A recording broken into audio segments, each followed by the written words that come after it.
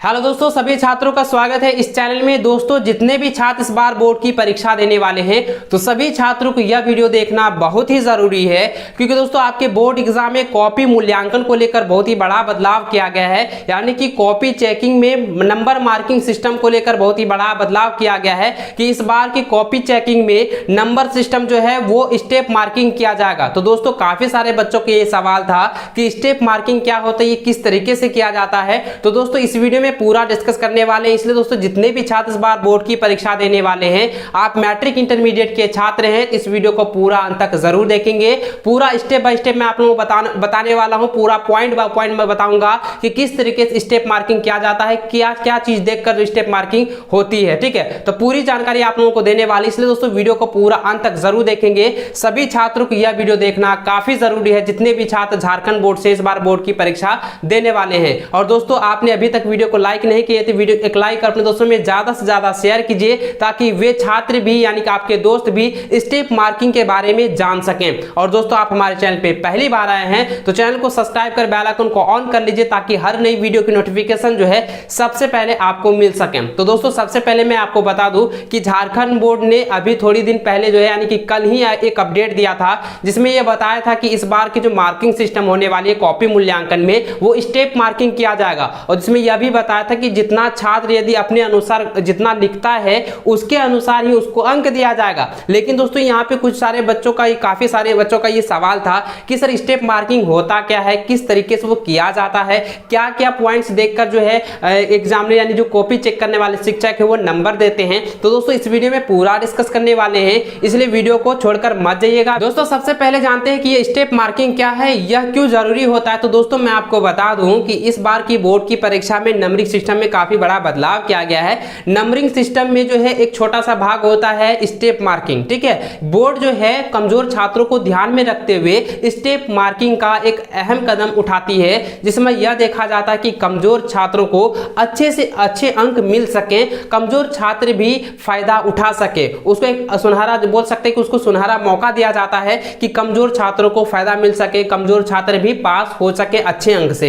इसी तरह से जो है, इसीलिए जो है इन्हीं कारणों को देखते हुए यानी कमजोर छात्रों को ध्यान में रखते हुए जो है बोर्ड जो है यह अहम कदम उठाती है स्टेप मार्किंग का। ठीक है, तो दोस्तों अब जान लेते हैं कि स्टेप मार्किंग में जो है किस किस पॉइंट को देखते हुए मार्किंग किया जाता है, किस तरीके से दिया जाता है, तो पूरा डिस्कस करने वाले हैं। इसलिए दोस्तों इस वीडियो को पूरा अंत तक जरूर देखेंगे, जितने भी छात्र इस बार बोर्ड की परीक्षा देने वाले हैं। तो दोस्तों आप मैट्रिक इंटरमीडिएट के छात्र इस वीडियो को पूरा अंत तक देखेंगे, वीडियो को थोड़ा सा भी स्किप नहीं कीजिएगा। तो दोस्तों सबसे पहले देखिए, यहाँ पे मैंने जो है पॉइंट्स को लिख के रखा हूं, इसको मैं पूरा डिस्कस करके आपको बताने वाला हूं। तो दोस्तों स्टेप मार्किंग में पहला पॉइंट होता है अंकित अंक। जरा ध्यान दीजिएगा, सबसे पहला पॉइंट होता है अंकित अंक। यानी कि दोस्तों आपकी जो प्रश्न पुस्तिका है, आपको जो क्वेश्चन बुकलेट दिया गया उसमें यह देखा जाता है कि आपका जो है फुल मार्क कितना है। ठीक है, जो आपका क्वेश्चन बुक है उसमें यह देखा जाता है प्रश्न पुस्तिका में कि आपका फुल मार्क कितना है, और आप उसमें जो प्रश्न पुस्तिका दी गई उसमें प्रश्नों की संख्या कितनी है और प्रश्नों की संख्या में अंकित अंक कितने हैं, यानी कि कौन से प्रश्न किस अंक के हैं, कितने अंक के हैं। मान के चलिए कि तीसरा प्रश्न जो है वो कितने अंक के हैं, 5 अंक के हैं, या छठा प्रश्न जो है वो 5 अंक के हैं, सातवां प्रश्न जो है वो 6 अंक के हैं, यानी 6 अंक तो दिया नहीं जाता है लेकिन मान के चलिए। उसके बाद मान के चलिए कि चौथा प्रश्न जो है 4 अंक के हैं, यानी कि यही चीज देखा जाता है कि आपके प्रश्न में कितने अंक दिए गए हैं। प्रश्न नंबर 12 में कितने अंक हैं, प्रश्न नंबर 16 में कितने अंक हैं, ये देखा जाता है। उसके बाद आपका जो फुल मार्क है वो देखा जाता है। ठीक है, उसी अनुसार ये जो है नंबरिंग सिस्टम किया जाता है। दूसरा पॉइंट होता है दोस्तों कि शब्द की सीमा। ध्यान दीजिएगा, पहला पॉइंट मैंने बताया कि अंकित मूल्य, आपके प्रश्न पुस्तिका में कितना फुल मार्क है और आपके जो प्रश्नों में कितने अंक अंकित है ये देखा जाता है, कौन से प्रश्न कितने अंक के हैं यह देखा जाता है। दूसरा पॉइंट दोस्तों शब्द सीमा प्रश्नों में, यानी कि जो प्रश्न पूछे गए हैं वो कितने शब्दों में पूछा गया है, कितने शब्द सीमा उसमें दिए गए हैं। यानी कि दोस्तों आपने देखा होगा कि हिंदी, अंग्रेजी, साइंस, सोशल साइंस में देखे होंगे कि एक शब्द सीमा दिया जाता है कि कोई प्रश्न दिया गया है, उसमें दिया गया है कि इन प्रश्नों का जो उत्तर है आपको 30 से 40 शब्दों में लिखना है या 50 से 60 शब्दों में लिखना है, यानी कि उसमें शब्द सीमा दी जाती है। यानी कि प्रश्नों में यह दिया जाता है कि शब्द सीमा इतना से इतना जो है शब्द सीमा आपको शब्द सीमा में उत्तर लिखना है। ठीक है, यह प्रश्नों में देखा जाता है कि शब्दों में सीमा कितनी है, ये जरा ध्यान, शब्द सीमा कितनी है। उसके बाद दोस्तों यहाँ पे देखा जाता है तीसरा पॉइंट में कि उत्तर में शब्द सीमा क्या है। यानी कि दोस्तों जो प्रश्न पूछे गए हैं आपके बोर्ड की परीक्षा में, बोर्ड एग्जाम आप गए हैं देने गए हैं, उसमें जो प्रश्न दिया गया है वो कितने शब्दों में पूछा गया है, यह पहला पॉइंट होता है। उसके बाद उसी का जो दूसरा पॉइंट होता है दोस्तों कि उत्तर में शब्द सीमा, आपने जो उसका आंसर दिए हुए हैं वो आंसर यानी कि वह उत्तर जो है कितने शब्दों में दिए हैं, कि उसकी शब्द सीमा कितनी है। मान के चलिए प्रश्न जो है 40 से 50 शब्द में पूछा गया है और आपने 20 ही शब्द लिखा है, तो तभी भी आपको नंबर मिलेगा, उसमें आपका नंबर नहीं कटेगा। ठीक है, और अधिकतर याद रखिएगा दोस्तों कि जितना शब्द सीमा दिया गया है उससे जो है थोड़ा सा जो है अधिक जो है उसमें शब्द सीमा लिखिएगा, ताकि आप जो है जो शिक्षक हैं आपको जो नंबर देंगे वो बेहतर नंबर आपको देंगे। ठीक है, तो इसलिए दोस्तों ध्यानपूर्वक रखिएगा कि आप जो जितने शब्द उसमें दिया गया थोड़ा सा जो है कम वैसी हो जाएगा तो उससे कोई टेंशन नहीं है। मान के चलिए, अब मान के चलिए कि 50 शब्द कह रहा है और मात्र 10 शब्द लिखे हैं, तो तब थोड़ी सी दिक्कत हो जाती है, तब उसमें नंबर थोड़ा सा कटता है, लेकिन उसमें भी नंबर आपको मिल जाएगा। ठीक है, इस बार की बोर्ड की परीक्षा में। तो दोस्तों उत्तर में आपका जो शब्द सीमा दिया गया उसमें यह भी देखा जाता है कि आपने उत्तर जो दिए हैं उसमें कितने शब्द सीमा है। ठीक है, अगला पॉइंट शब्दों की दूरी। दोस्तों पहला पॉइंट और जो ये पॉइंट है, जो चौथा पॉइंट है, बहुत ही इंपॉर्टेंट पॉइंट है। ये देखा जाता है कि शब्दों की दूरी कितनी है, यानी कि जो आपने उत्तर दिए हुए हैं तो उन शब्दों में आपने जो वाक्य लिखा है उनमें जो शब्द लिखे हैं उनमें ये क्या दूरी है, निश्चित दूरी है, अनिश्चित दूरी है देखा जाता है। मान के चलिए कोई छात्र जो है एक शब्द यहाँ पे लिखा, दूसरा शब्द यहाँ पे लिखा, तीसरा शब्द यहाँ पे लिखा, तो दोस्तों इस तरह से कभी नहीं होना चाहिए। उसकी एक शब्द सीमा होनी चाहिए, एक निश्चित दूरी होनी चाहिए। ठीक है, निश्चित दूरी होनी चाहिए, तभी आपको नंबर जो है अच्छा नंबर मिलेगी। तो निश्चित दूरी कैसे होनी चाहिए, जैसे मैंने एक लाइन पे लिखा हुआ है, जैसे कोई प्रश्न लिखा हुआ है, मर्ग तृष्णा किसे कहते हैं, उसका आंसर हमने आंसर लिखा, बाल गोविंद भगत वाला जो है हिंदी का दिया गया उसका मैंने आंसर लिखा, और वहाँ पे जो है निश्चित दूरी होनी चाहिए। जैसे कि मैंने ये शब्द लिखा, उसका एक निश्चित दूरी, ये दूसरा शब्द का निश्चित दूरी यह है और तीसरा शब्द का भी निश्चित दूरी यह है। तो यानी कि सभी शब्दों का निश्चित दूरी होनी चाहिए, एक निश्चित दूरी होनी चाहिए। यहाँ पर समझिएगा, ये पॉइंट जो है काफी इंपॉर्टेंट है। शब्दों की दूरी क्या देखी जाती है, शब्दों की दूरी। उसके बाद दोस्तों यह देखा जाता है अगला पॉइंट ओवर राइटिंग।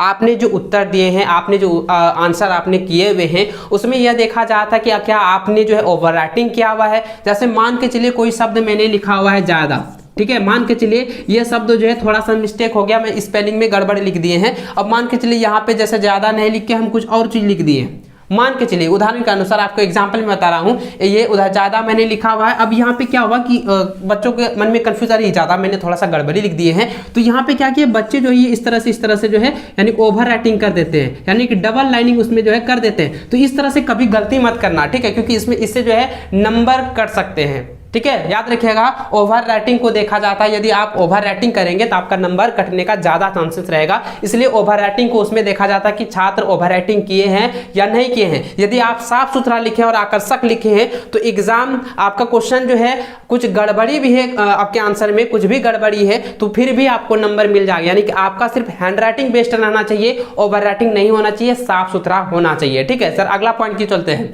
अगला पॉइंट कह रहा है दोस्तों शब्दों में कटाव।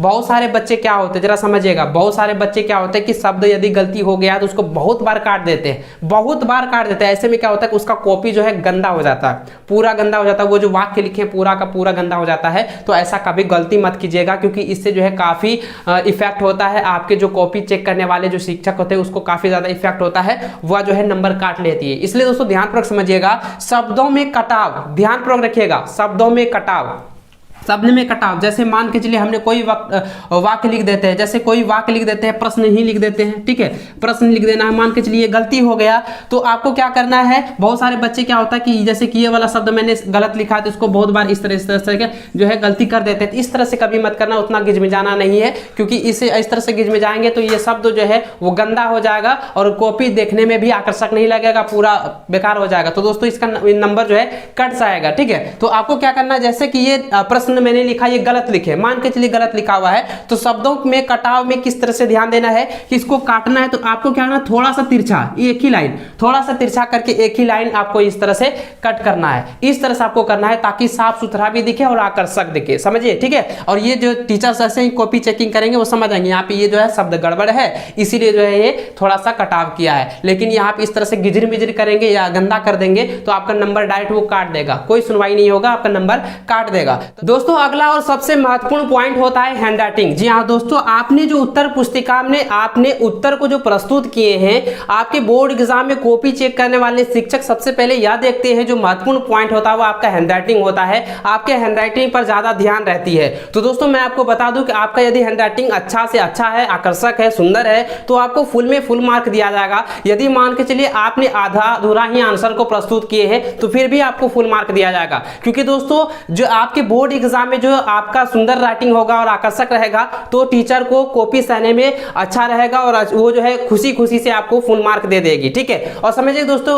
मान के चलिए आपका जो है हैंडराइटिंग खराब है, काफी खराब है, तो दोस्तों आपने पूरा का पूरा आंसर सही सही से लिखे हैं तो फिर भी आपका नंबर कट सकता है, क्योंकि उसको तो समझ में नहीं आ रहा है, क्योंकि हैंडराइटिंग खराब है, उसको समझ में नहीं आ रहा है कि किधर से पॉइंट है, क्या है, नहीं है, वो उस तरह से पूरी अच्छी तरीके से वो नहीं समझ पाता है, तो उसमें जो है कि वो नंबर काट लेती है, ठीक है। इसलिए दोस्तों आपके पास अभी भी समय है कि आप हैंडराइटिंग को सुधार लीजिए, क्योंकि एग्जाम के पॉइंट ऑफ व्यू से जो है हैंडराइटिंग सबसे बेस्ट है एग्जाम में पॉइंट नंबर लाने के लिए, ठीक है। नंबर लाने के लिए सबसे बेस्ट होता है हैंडराइटिंग। हैंडराइटिंग को बहुत ही महत्वपूर्ण जो है पॉइंट्स माना जाता है। दोस्तों समझिएगा कि हैंडराइटिंग आपका खराब है और आधा अधूरा आंसर दिए है तो फिर भी इस बार बोर्ड की परीक्षा में ये कहा कि आपको नंबर दे दे, लेकिन दोस्तों मैं आपको बता दूं कि जनरली जो है बोर्ड एग्जाम में जो मार्किंग किया जाता है उसमें सबसे बेस्ट जो है हैंडराइटिंग को ही माना जाता है। तो दोस्तों आशा है कि इस वीडियो में जितने भी मैंने पॉइंट्स बताए हैं स्टेप मार्किंग के, स्टेप मार्किंग क्या है, स्टेप मार्किंग किस तरीके से किया जाता है, पूरी चीजें मैंने आपको बताया है, तो आपको पूरी तरह से समझ में आ गया होगा।